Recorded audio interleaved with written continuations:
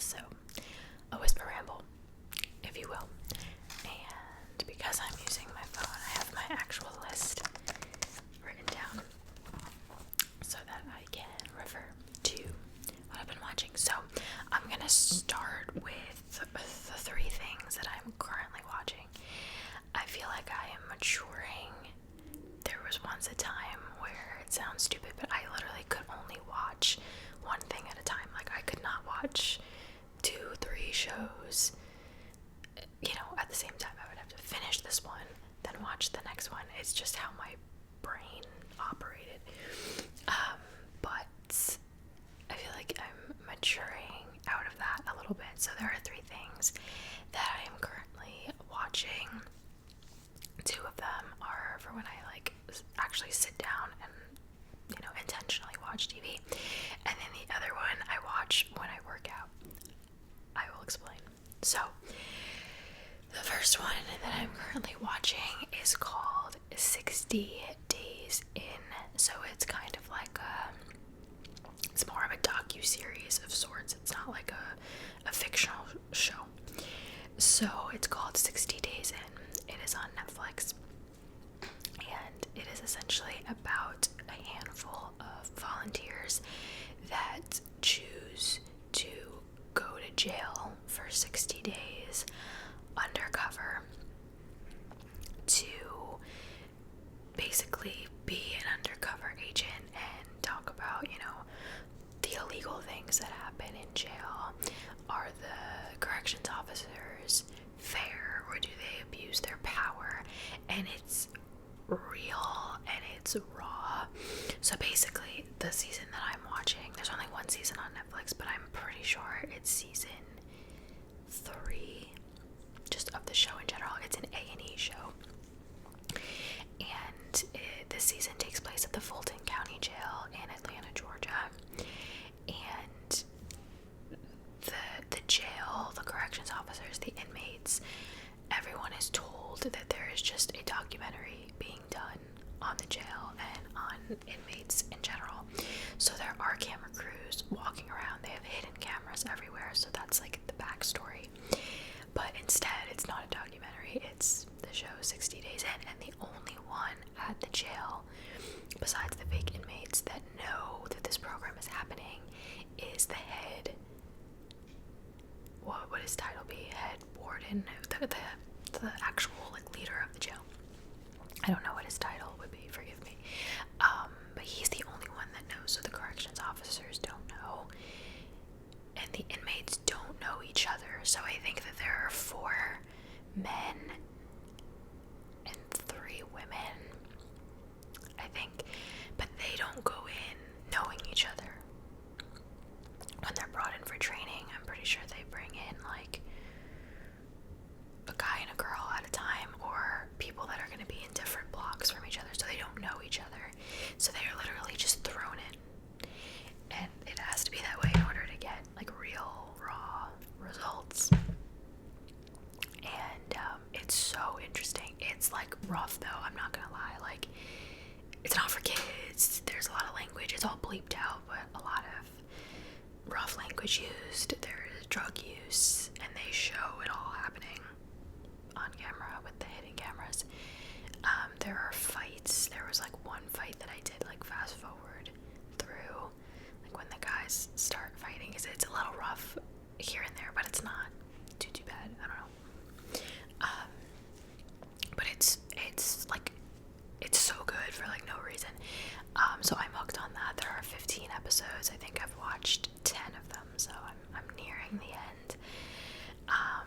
And it's so hard for them, but they have to go in and play the part, and they can't get their cover blown, because that's incredibly dangerous, because if they're seen as a rat, they can get physically really, really hurt, or worse.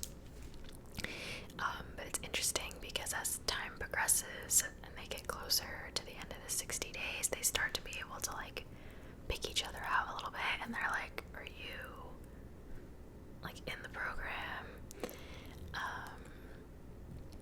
And they risk their safety by asking each other, but then they find each other and they're like, oh, I'm not alone. So it's so 60 days in. Again, there's only one season right now on Netflix, but I'm sure you could find the other seasons elsewhere, and it is an 80 show.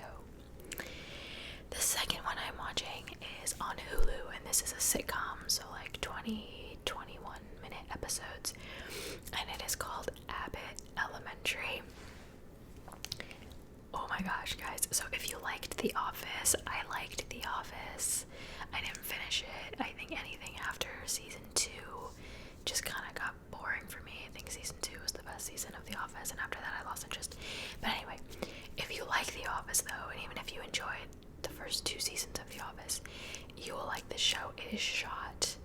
I was a film and television major. I should know this. I don't know what the style is called essentially, but it is filmed almost like a documentary. So they pull the actors, the characters aside and like interview them for a documentary, and the backstory is that a documentary is being made on the school. So Abbott Elementary is supposed to be like a low income kind of school, where the teachers aren't paid enough and the students don't get all the materials they need, like that kind of thing. And it's just so funny though, and there's a group of maybe like 5 or 6 teachers, and so it follows them throughout the day, and it follows them to the break room. And my favorite character is Ava, the principal, and Mr. Eddie, but for different reasons. Mr. Eddie's actually played by Everybody Hates Chris guy, so he's like a man now. Sorry for that plane. Jeez, that was like right outside my window. Anyway, Mr. Eddie is played by the little boy from Everybody Hates Chris, but now he's grown, but I haven't seen him in years, so I watched the first season and I was like, whoa. So he's really funny. And then Ava is the principal of the school, but she's like an awful principal. She just wants to be like cool and hip, but she has no idea how to do her job. And you get into the story of how she got the job in the first place. It's just so funny. It is a show from ABC, but I watch it on Hulu. The first 2 seasons are on Hulu, and I think every Wednesday still an episode goes up on Hulu. It's so good, guys. It's so funny. I like sit there and audibly laugh out loud, and they're short episodes, so if you're kind of tired at the end of the night, you don't want to commit to something like really long, just put on a 20-minute episode, laugh a little, and then go about the rest of your day or your night. So that is Abbott Elementary. I'm trying to get everybody to watch it. I keep recommending it to people. It's so funny, and it's just like a mood lifter. I don't know. I really like it. So that's Abbott Elementary. Now this is the next one that I watch mainly now when I work out. It didn't start that way. It's Survivor. Okay, yes, with Jeff Probst. I can never say his name, but you know what I'm talking about. The show has been on for 40 plus seasons, like 20 something years. I watched it when I was a kid. I remember I used to watch Fear Factor every Monday and Survivor every Thursday when I was a kid. So Survivor and I go way back. And then back in January, I was going through a rough time, right? And I just wanted something to watch, and I saw that Survivor was on Netflix, and I was like, alright, just for old times, like let's watch it. And so I threw on a season, and I like fell back in love with it. I fell in love with the people of that season, the game, just everything about it. And so the first season I watched like on the couch, like sitting down, but now I watch it every day when I get on the treadmill, and it just makes the time go by so fast. And they're, doing the physical challenges, and I'm on the treadmill, like sweating. It just, like, I don't know, helps me get through the hour that I'm on the treadmill. So I have watched seasons 18, 32, 22, 23, 41, and I am currently watching season 30. I kind of just picked them at random. However, Netflix has pretty much taken them all down, and they are on Hulu now. It's weird though, because on my TV it only says there's one season, but if I go on Hulu on my glitching lately. Anyone else experience that, or is it just me? I don't know. But if I go on Hulu on my laptop, which is what I keep up when I'm on the treadmill, I keep my laptop on. All the seasons are there. So every episode is like 42 minutes, and so I'll usually watch like an episode and a half, and I just love it. That's what like gets me through my workouts. It just, that show just has a hold on me. It just has a hold on me. So if you want to get back into watching Survivor, or if you've never watched it, it's I just realized I didn't even say what the show's about. It's a game show. The winner gets $1 million, and essentially every season's on a different island, but you're sent to an island with a group of people in tribes. Sometimes it's 2 tribes, sometimes it's 3. And you have to like fend for yourself. You have to build your shelter, find your food, make fire, like you're living in a forest or on a beach. And then you have to perform physical challenges. And then the losing tribe has to go to what's called tribal council, where one person gets voted off by their team or by their tribe to go home. And then about halfway through the season, when a lot of people have already been sent home, the tribes usually merge, and then it's just one big tribe, and you keep going until the final 3. And then the last episode, the final 3 gets to plead their case to the jury, which is everyone that's been voted out thus far, on why they deserve to win. And then the last episode, that jury votes for who they think should win. So the jury controls who wins the $1 million. It's a genius show. So I love it. I always wonder how much of it is really real. But I've done research, and they claim that a lot of it is real, and they are stranded out there and whatever. So, but great show, and I'm probably gonna keep watching them until I watch all of the seasons on Hulu. Okay, everything else I have pretty much watched in completion. So I watched season 4 of You. So seasons 2 and 3 were my favorite. I think the last season was my favorite. The season with love. This season, Joe is in London, in the UK, and he is a professor, a literature professor, and I'm not gonna give anything away, but as some of you may have heard from others, this season was different. The vibes were just different. It wasn't as gory. It was more like mind tricks, I guess. They introduced a lot of new characters, which a lot of them just honestly annoyed the crap out of me, if I'm being honest. And they did away kind of with like the sex scenes, or like changed them so that they weren't so like elaborate. And I watched an interview that I found out why. So the actor who plays Joe, he went to the writers and the producers essentially and was like, listen, like, I'm a married man now, I just feel weird about it, my marriage is more important, blah blah blah blah. So I would really like for the focus to not be so much on that, because the previous seasons, like, they were pretty in-depth sex scenes. This season they kind of leave more to the imagination, which I liked, because sometimes it could get a little, it's like, alright, we don't need 3 sex scenes in one episode,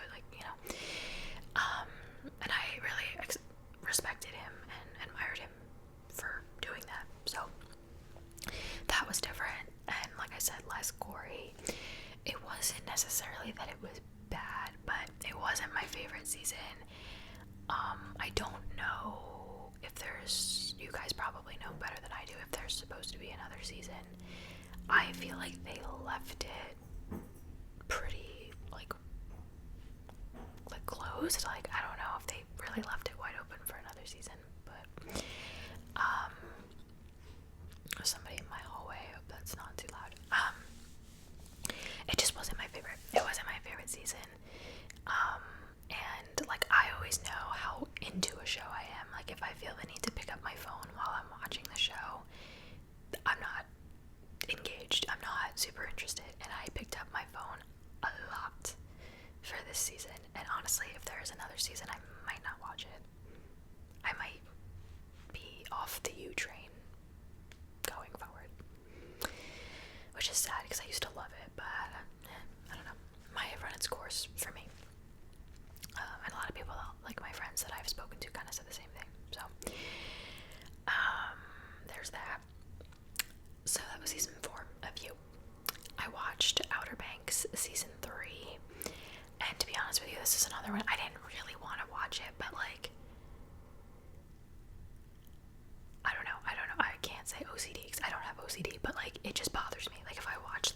seasons, I have to keep watching it. Like, not necessarily like I'm like, oh, I'm dying to know what happens, but I just had to see. Again, wasn't my favorite. I feel like when I was younger, I was more into it, and this season there were just a lot of things that I was like, really?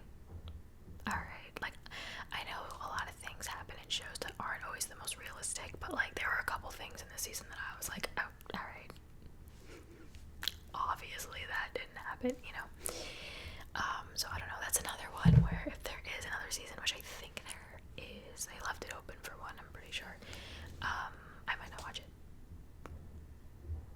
but I don't know, I like it because I remember how much I liked it when I was younger, but it was okay. It was okay. Okay. The next one is a movie that my mom and I watched when I went to visit her last weekend. It's on Netflix. The last two, by the way, You and Outer Banks, are Netflix shows, if you weren't aware. The next one is a movie. It is not a Netflix movie. It's actually a few years old now. It's called This Is Where I Leave You, and it has a really good cast. Tina Fey is in it. Jason Bateman, Jane Fonda, and other people that you would recognize are all in it, and it's essentially about 4 siblings who go back home because their father dies. I'm not spoiling it. That happens in like the first 2 minutes of the movie. They all have to go home to be with their mom, and they essentially stay there for 7 days, and they all come with their own problems within their marriages, or just their normal lives, and they bring all that baggage home. And this one brings the girlfriend, and this one brings the husband, and this one's getting divorced, and blah blah blah blah. And so they essentially work through their problems together as a family. But it actually, like, it has sentimental moments, but it was also kind of funny too. Like, there were moments that we laughed. It's always weird for me to see Tina Fey in like a non-comedic role, but she did really well. Like, I wasn't doubting her, but yeah, she was great in the movie. She looked great. I love Jason Bateman, and Jane Fonda too, who looks phenomenal. Jeez, woman. It was just a really good, like, feel good, pretty much happy ending kind of movie. So if you're in for the night and you want like a 2-hour movie with your significant other, friends, or family, or whatever, I would recommend it. Actually, I would tell you if I didn't recommend it, but I'd recommend it. I wouldn't necessarily like rush to watch it again, but it was good. And I knew last one. I've spoken to you guys about it before, so I'm probably not going to talk about it too much. New Amsterdam. I still have it in my continued watching, and I have watched a couple episodes, but it's just not gripping me. I don't know. And I love a good hospital show, let me tell you. I've watched many of them. But this one, I don't know. I'm gonna give myself a little break, and then I'll try to get back into it. If you have watched New Amsterdam, tell me if it's worth continuing to watch, because if after I take a little break from it, which, let's be honest, I've already been taking a break from it, then maybe I'll venture back in if you guys think that I should. So you guys let me know whether it's worth it or not. But that's gonna be it for today's video. Thank you guys so much for watching. I hope that you enjoyed,